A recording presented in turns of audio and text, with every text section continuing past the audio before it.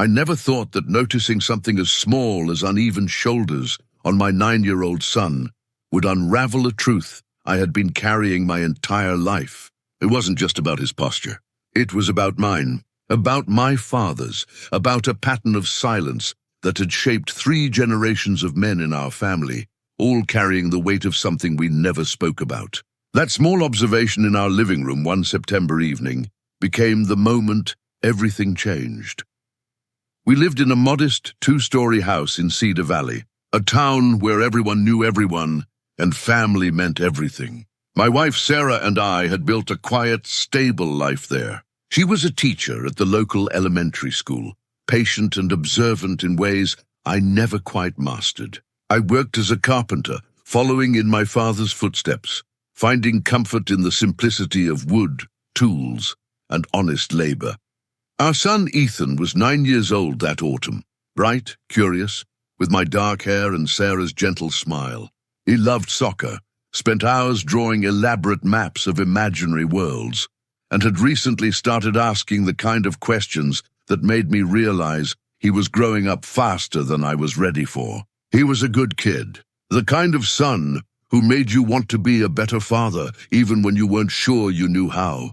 My own father, Robert, lived 20 minutes away in the house where I grew up. He was 72, a man of few words and firm handshakes, strong, capable, the kind of person who fixed everything himself and never complained about pain or difficulty. He visited every Sunday for dinner, sitting in the same chair, asking Ethan about school in his gruff but affectionate way.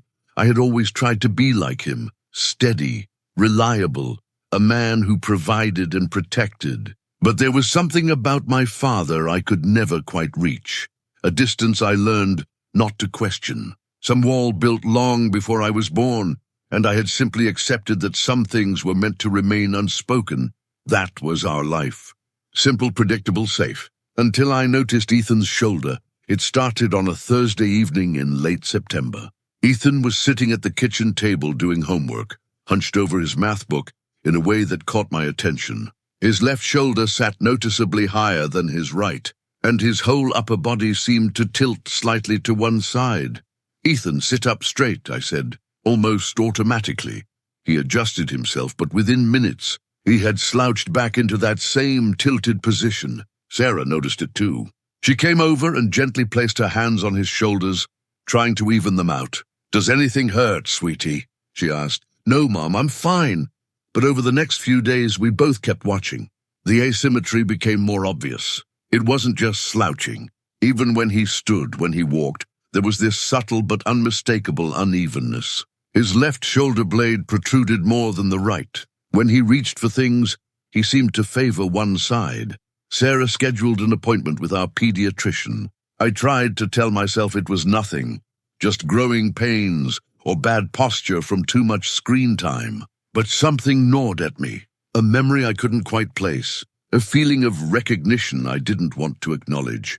The night before the doctor's appointment, I found myself staring at old family photos. There was my father in his 30s, standing beside his truck, one shoulder slightly higher than the other. There was a picture of me at Ethan's age, same uneven stance. I'd never noticed it before, or maybe I had trained myself not to see it. When Sarah came to bed that night, I showed her the photos without saying anything. She studied them for a long moment. "It runs in the family?" "I guess it does. Did your dad ever have it checked?" I didn't know. We had never talked about it. In my family, you didn't make a fuss about your body. You just lived with whatever you were given. Dr. Martinez examined Ethan thoroughly, asking him to bend forward, to stand straight, to turn side to side. The asymmetry was clear. She measured the degree of curvature with a tool called a scoliometer, and then looked at us with a gentle but serious expression. "Ethan has scoliosis. It's a curvature of the spine.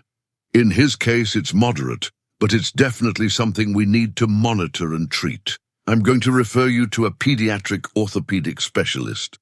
Sarah reached for my hand. Ethan looked scared, and I tried to smile reassuringly even though my heart was pounding. "Is it serious?" I asked. "It can be if left untreated. The good news is we caught it early. With the right intervention, bracing, physical therapy, possibly surgery, depending on how it progresses, we can manage it well. But I need to ask, is there a family history of scoliosis? I hesitated. I think. My father and I both have uneven shoulders. Have either of you been diagnosed or treated? No, Dr. Martinez nodded slowly. I'd strongly recommend both of you get evaluated as well. Scoliosis can be hereditary, and if it's gone untreated in adults, it can lead to chronic pain, mobility issues, and other complications. The drive home was quiet. Sarah tried to comfort Ethan, explaining that lots of kids had scoliosis and that we'd take care of it together. But I was somewhere else entirely, lost in a realization that was beginning to take shape. That evening, I called my father. Dad, we took Ethan to the doctor today. He has scoliosis, a curvature of the spine. There was a long pause on the other end of the line. I see. The doctor said it might be hereditary. She thinks you and I should get checked too. Another pause. Longer this time, Dad. I know what scoliosis is, he said finally, his voice flat. You do? I was diagnosed when I was 14. The words hit me like cold water. You were diagnosed? Why didn't you ever tell me? It wasn't something we talked about back then. But Dad, I have it too. I can see it in old pictures. Did you know I had it? Silence again. Then quieter. I suspected. You suspected and you never said anything. Never took me to a doctor. It wasn't that simple. Then explain it to me, because right now, I'm trying to understand how you could have let this go untreated for me, and how I almost did the same thing to Ethan. Come over tomorrow. We should talk in person. I barely slept that night. Sarah lay beside me, her hand resting on my chest, but I felt utterly alone. My mind raced through every memory of my childhood, every moment of back pain I had dismissed, every time my father had told me to toughen up when I complained about discomfort. Had he been hiding something all along? Had he suffered in silence and expected me to do the same? I drove to my father's house the next afternoon. It was Saturday, and the autumn sun cast long shadows across his front yard. The house looked the same as it always had, neat, functional, unchanged for decades. I had spent my entire childhood here, but walking up to the door that day, it felt foreign. He opened the door before I could knock, as if he'd been waiting by the window. Come in. We sat in his living room, the same room where he'd taught me to tie my shoes, where we'd watched baseball games in comfortable silence, where he'd shaken my hand the day I told him I was going to be a father. Now it felt like a room where secrets lived. When I was 14, he began, not looking at me, my father took me to a doctor in the city. We didn't have much money, and doctors weren't something you went to unless it was serious. But my back was starting to hurt, and my mother noticed my shoulder, just like you noticed Ethan's. He paused, his hands clasped tightly together. The doctor said I had scoliosis, a significant curve. He said I needed a back brace, one I'd have to wear for years, maybe surgery eventually. But the brace cost money we didn't have. And even if we could afford it, my father, he didn't believe in it. He said doctors were just trying to make money off people's fears. He said I was fine, that hard work would straighten me out, that I just needed to be stronger. My throat tightened. So you never got treated? No, I learned to live with it. The pain came and went. Some days were bad, most days I managed. I told myself my father was right, that I didn't need doctors and braces and all that fuss. I built a life, built houses, raised you. I thought I turned out fine, but you didn't tell me when you saw the same thing in me. He finally looked at me, and for the first time in my life, I saw something in my father's eyes I had never seen before. Shame. I told myself it wasn't that bad in you, that maybe it would correct itself as you grew, that you were strong enough to handle it like I did. Dad, I've had back pain for years. I thought it was just part of getting older, part of the job. I've been living with something that could have been treated. I know. His voice cracked slightly. I know that now. We sat in silence for a long moment.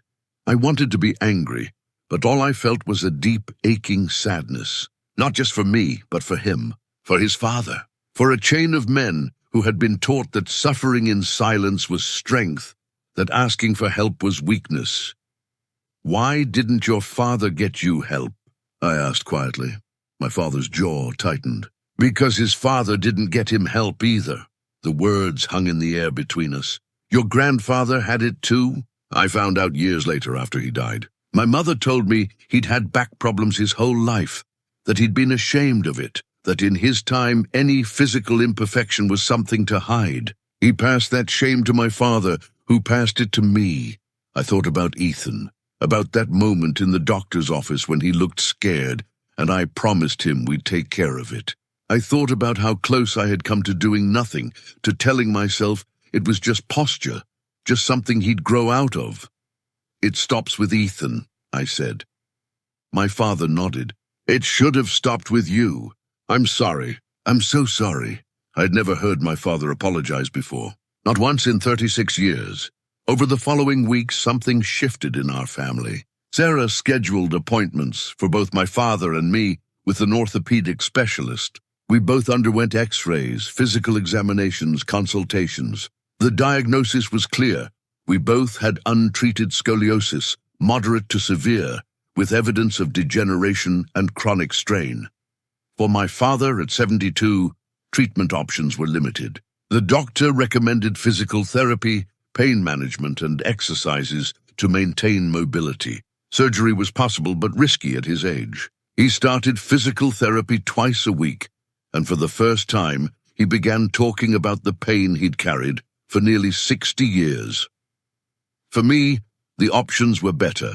I started a comprehensive treatment plan, physical therapy, targeted exercises, and a discussion about possible surgical intervention if the curvature progressed. But more than that, I started acknowledging the pain I'd been ignoring, the discomfort I'd been pushing through, and Ethan began wearing a back brace. It wasn't easy for him. He was self-conscious, worried about what kids at school would say. But Sarah and I sat with him every evening, helping him adjust the straps, reminding him that taking care of his body wasn't weakness, it was wisdom. One Sunday evening, about 2 months after that first doctor's appointment, the 3 generations of us sat together in my living room. Ethan was on the floor, drawing one of his elaborate maps. My father sat in his usual chair, but something was different about him, softer somehow. More present. Can I see your brace? My father asked Ethan. Ethan looked up, surprised. Really? Yeah, I want to understand what it does. Ethan lifted his shirt and showed him the hard plastic brace that wrapped around his torso. My father leaned forward, studying it carefully, asking questions about how it felt, whether it was uncomfortable, whether it was helping.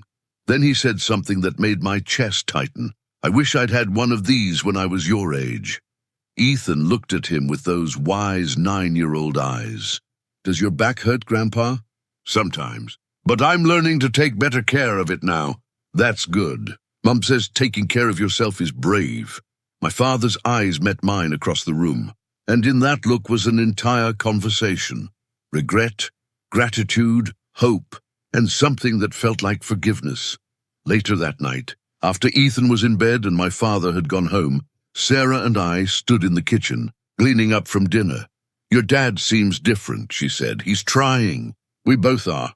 I'm proud of you. For breaking the pattern. I thought about that. The pattern of silence, of shame, of men who suffered alone because they believed that's what strength required. 3 generations of uneven shoulders, 3 generations of unspoken pain. But here's what I was learning. Real strength isn't carrying weight alone. It's knowing when to ask for help. It's breaking the chains that bind you to old ways of thinking. It's being brave enough to show your children that vulnerability isn't weakness. It's humanity. 6 months have passed since that first doctor's appointment. Ethan's scoliosis is being carefully managed. His curve hasn't progressed, and there's hope that with continued treatment, he may avoid surgery altogether. He still wears his brace, but he's stopped being self-conscious about it. His best friend thinks it looks cool, like armor. Ethan calls it his spine shield. My own treatment has made a significant difference. The chronic pain I thought was just part of life has decreased dramatically. I've learned exercises that strengthen my core and support my spine. I've learned to listen to my body instead of ignoring it. And my father, he's become someone I didn't know he could be. He talks more now, Not just about surface things, but about his life, his regrets, his father. He's told me stories about his childhood I never heard before, about the grandfather I barely knew, about the hardness of those times and how it shaped the men in our family. One afternoon, while I was helping him replace some rotted boards on his deck, he stopped working and looked at me. "I've been thinking about something," he said, "about what I'm going to leave behind. Dad, you don't have to let me finish. I used to think I'd leave behind the house I built, the furniture I made, the reputation for good work. But those things don't matter as much as I thought. What matters is what I pass on to you and Ethan. And for too long, what I was passing on was silence and shame." He set down his hammer and faced me fully. "But you changed that. You saw what I couldn't see. You did what I couldn't do. You broke something I didn't even know was broken. And now Ethan has a chance I never gave you, that my father never gave me. That's what I want to leave behind. Not the shame, but the breaking of it. I had to look away because my eyes were stinging. You're doing that too, Dad. You're doing physical therapy. You're talking about it. That matters. Better late than never, I suppose. It's never too late." We finished the deck that day, working side by side in comfortable silence. But it was a different kind of silence than before. Not the silence of things unspoken, but the silence of understanding, of peace.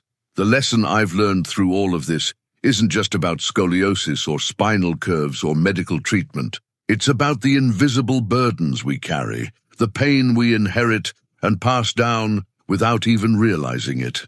It's about the stories we tell ourselves about strength and weakness, about what it means to be a man, a father, a son, for 3 generations. The men in my family believed that enduring pain silently was noble. We believed that asking for help was shameful. We believed that protecting our sons meant teaching them to be tough, to push through, to never complain. But that's not protection. That's isolation. And it stops now. I want Ethan to grow up knowing that his body matters, that his pain matters, that seeking help isn't weakness, but wisdom. I want him to grow up in a family where we talk about the hard things, where we face our struggles together, where vulnerability is met with compassion, not judgment, and maybe, just maybe, when he's my age and has children of his own, he'll remember not the back brace or the doctor's appointments, but the love that made us finally break our silence. He'll remember that healing doesn't just happen in bodies, it happens in families, across generations. When one person is brave enough to say, "This pattern ends here." So when I look at my son now, with his uneven shoulders and his spine shield, I don't see a problem that needs fixing. I see a breakthrough. I see 3 generations of silence finally finding its voice. I see a family learning to carry each other's burdens instead of carrying them alone. That small observation in our living room one September evening didn't just change Ethan's life. It changed all of ours. It taught us that sometimes the things we try hardest to hide are exactly the things that need to be brought into the light. And have you ever faced something that changed the way you see your family? Have you ever discovered a pattern that needed breaking? A silence that needed ending? Sometimes the smallest observations lead to the biggest transformations. Sometimes noticing one shoulder higher than the other can reveal everything we've been afraid to see. If this story touched you, if it reminded you of something in your own family, I'd love to hear about it in the comments. And subscribe for more real-life stories that touch the heart. Because these stories, these moments of truth and transformation, they're what connect us all.